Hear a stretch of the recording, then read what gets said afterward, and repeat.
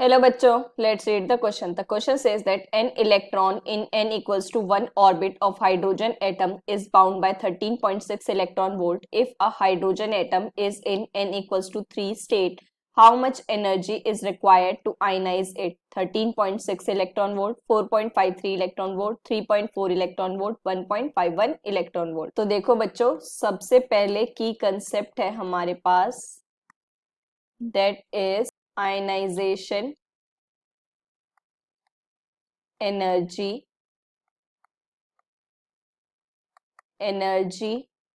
transition for hydrogen atom principal quantum number। ठीक है बच्चों। सो देखो बच्चों, सबसे पहले देखते हैं हम आयनाइजेशन एनर्जी होता क्या है। It is the minimum energy that required to remove most loosely bound electron of an atom।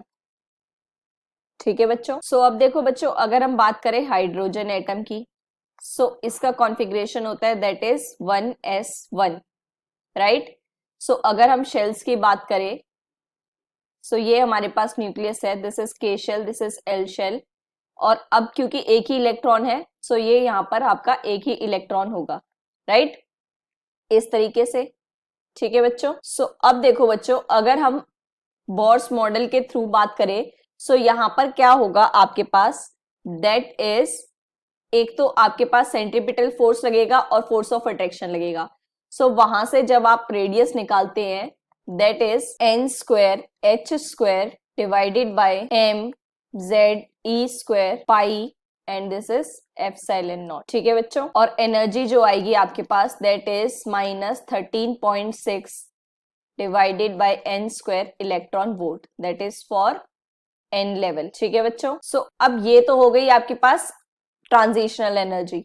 अब रिक्वायर्ड एनर्जी अगर हम बात करें आयनाइजेशन एनर्जी, तो वो कितनी होगी आपके पास, दैट इज -(En) है ना बच्चों, क्योंकि इसी के अपोजिट हमें इतनी अप्लाई करनी पड़ेगी तभी वो वहां से रिमूव होगा। सो अगर ये माइनस माइनस कितना बन जाएगा आपके पास, that is +13.6 n square electron volt, है ना बच्चों।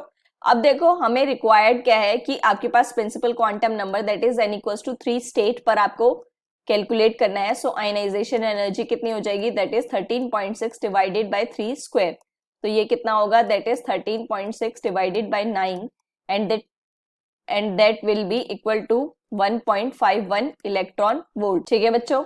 So that is the final answer and that matches D option. Hope you understand it well. Best of luck. Thank you.